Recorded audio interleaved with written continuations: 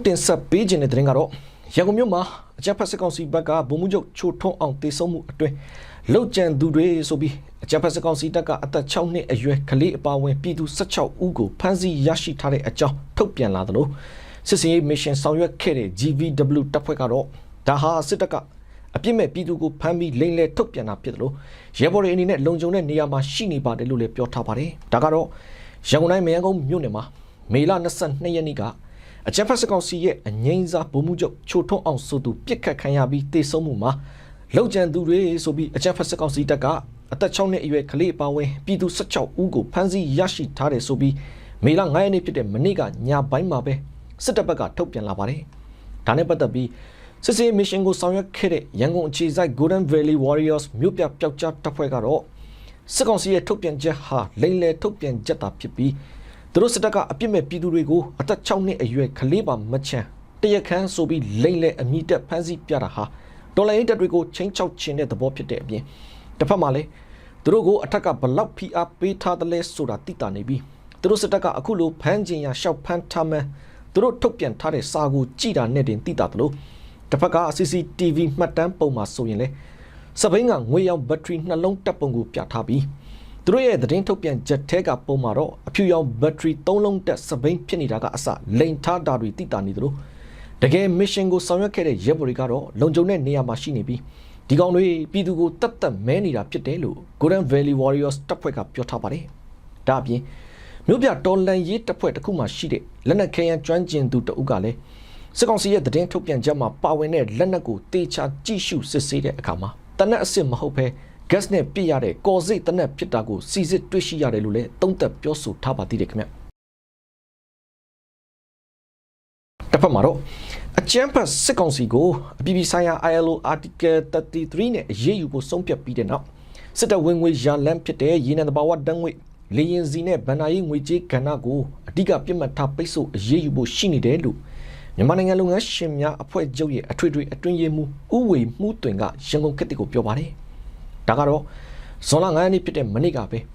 ဆွစ်ဇာလန်နိုင်ငံဂျနီဗာမြို့မှာပြုလုပ်တဲ့အပြည်ပြည်ဆိုင်ရာအလုပ်သမားညီလာခံမှာလက်ရှိမြန်မာနိုင်ငံအတွင်းလူငယ်တွေနဲ့အလုပ်သမားတွေကိုစစ်မှုထမ်းဥပဒေနဲ့အတင်းအဓမ္မစစ်တပ်သွင်းပြီးအလုပ်သမားအခွင့်အရေးနဲ့လူအခွင့်အရေးချိုးဖောက်နေတဲ့မြန်မာစစ်ကောင်စီကို ILO Article 33အရအပြင်းထန်ဆုံးဒဏ်ခတ်ပိတ်ဆို့အရေးယူဖို့ဆုံးဖြတ်ချက်ကိုမဲခွဲဆုံးဖြတ်တာတောင်မလုပ်ဘဲနိုင်ငံတိုင်းကတညီတညွတ်ထက်အတီးပြုတ်လိုက်ကြတာဖြစ်တယ်လို့သိရပါတယ်။ဒါဟာစစ်ကောင်စီအတွက်တော်တော်ကိုအထိနာမဲ့ကိစ္စဖြစ်ပြီးလက်တော်မှာလည်းစစ်ကောင်စီကိုဘယ်လိုပုံစံနဲ့အပြင်းထန်ဆုံးအရေးယူမလဲဆိုတာကိုညှိနှိုင်းနေကြပြီဖြစ်တယ်လို့အဓိကကတော့လက်ရှိစစ်ကောင်စီရဲ့ဝင်ငွေရလန်းဖြစ်တဲ့ရေနံသဘာဝဓာတ်ငွေလေရင်စီနဲ့ဗန်နာရေးငွေကြေးကဏ္ဍကိုအဓိကပြစ်မှတ်ထားပိတ်ဆို့အရေးယူဖို့ရှိနေတယ်လို့လည်းမြန်မာနိုင်ငံလုပ်ငန်းရှင်များအဖွဲ့ချုပ်ရဲ့အထွေထွေအတွင်းရေးမှူးဦးဝေမှုတွင်ကပြောထားပါတယ်ဒီလိုပြည်ပြည်ဆိုင်ရာ ILO Article 33နဲ့စစ်ကောင်စီကိုအပြင်းထန်ဆုံးအရေးယူပိတ်ဆို့မှုတွေလုပ်တဲ့အချိန်ပြည်သူလူထုမထိခိုက်ရေးအတွက် IUNG ကဦးစားပေးစဉ်းစားနေပြီးတချို့ကလည်းပြည်သူလူထုကဆရာနဲ့ရှင်လက်အောက်မှာဒီထက်ထိခိုက်စရာမရှိတော့ဘူးဆိုတဲ့ရှုထောင့်ကနေလည်းပြောဆိုနေကြတာရှိသလိုအဓိကအခြေခံ73စီနဲ့လောင်စာစီတွေအပြင်ဗန်စနစ်တွေအထိပိတ်ဆို့မှုတွေလုပ်တဲ့အခါမှာပြည်သူလူထုကိုမထိခိုက်မဲ့နီလန်တွေကိုညှိနှိုင်းမှုတွေရှိနေတယ်လို့လည်းဥဝေမှုတွင်ကရှင်းပြထားပါတယ်အခုလို့မြန်မာနိုင်ငံကို ILO Article 33နဲ့အရေးယူဒဏ်ခတ်မှုဟာဒါနဲ့ဆိုဒုတိယအကြိမ်ဖြစ်ပြီးတော့ဆရာနာရှင်တန်းရွှေလက်ထက်ကလည်းပထမအကြိမ်အဖြစ် ILO ကပြင်းထန်တဲ့ဒဏ်ခတ်ပိတ်ဆို့အရေးယူမှုတွေလှုပ်ဆောင်ခဲ့ပါသေးတယ်ခင်ဗျ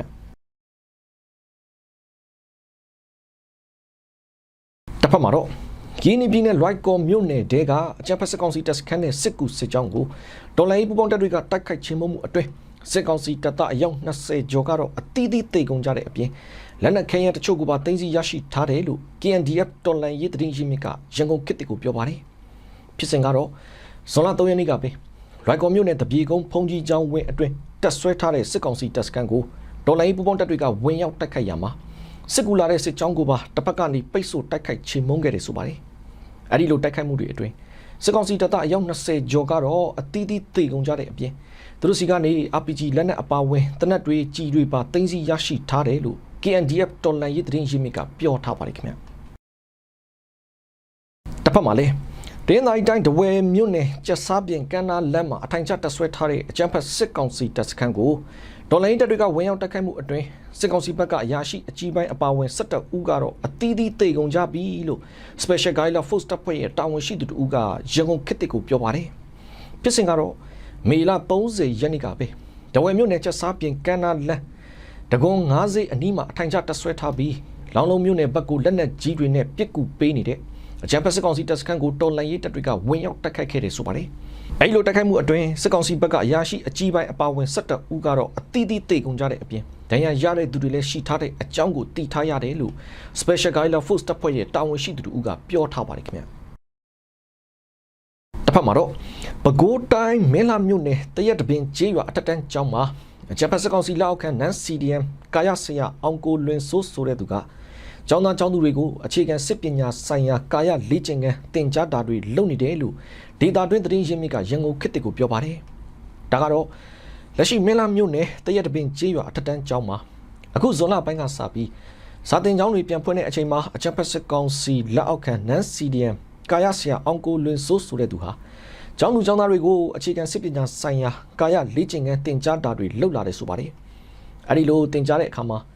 ကလေးတွေကိုအမိန့်နာခံရမယ့်အကြောင်းတွေနေ့စဉ်ပြောဆိုနေပြီးသူခိုင်းတဲ့အခြေခံစစ်ပညာကာယလေ့ကျင့်ခန်းတွေကိုမလုပ်တဲ့ကလေးတွေကိုလည်းဇဲဆိုရိုက်နှက်တာတွေအထိလုပ်လာနေတယ်လို့ဒေတာတွင်းသတင်းအရင်းမြစ်ကပြောထားသလိုအဲ့ဒီနန် CDM ကာယဆရာအောင်ကိုလွင်စိုးဆိုတဲ့သူဟာစစ်ကောင်စီတပ်ကအရာရှိတွေနဲ့အမျိုးတော်ဆက်သူဖြစ်တဲ့အတွက်ကျောင်းအုပ်ကြီးကိုယ်တိုင်ဟန်တားရဲခြင်းမရှိဘူးလို့လည်းသိရပါတယ်ခင်ဗျတစ်ဖက်မှာတော့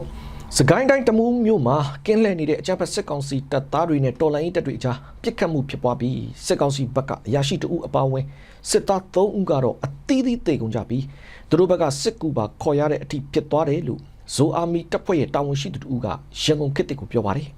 ဖြစ်စဉ်ကတော့ဇွန်လ9ရက်နေ့ကပဲတမူးမြို့မှာကင်းလှည့်နေတဲ့အကြမ်းဖက်စစ်ကောင်စီတပ်သားအယောက်20ဝန်းကျင်လောက်နဲ့တော်လှန်ရေးတပ်တွေကြားထိတ်တိုက်တိုးပြီးနှစ်ဖက်အပြန်အလှန်တိုက်ခိုက်မှုဖြစ်ပွားခဲ့တယ်ဆိုပါတယ်အဲဒီလိုတိုက်ခိုက်မှုအတွင်းစစ်ကောင်စီဘက်ကအရာရှိတအုပ်အပါအဝင်စစ်သား3ဦးကတော့ပြစ်ခတ်မှုတွေအတွင်းမှာပဲအသီးသီးတေကုန်ကြပြီးသူတို့ဘက်ကစစ်ကူပါခေါ်ရတဲ့အထိဖြစ်သွားတယ်လို့ဇိုအာမီတပ်ဖွဲ့ရဲ့တာဝန်ရှိသူတအုပ်ကပြောထားပါတယ်ခင်ဗျ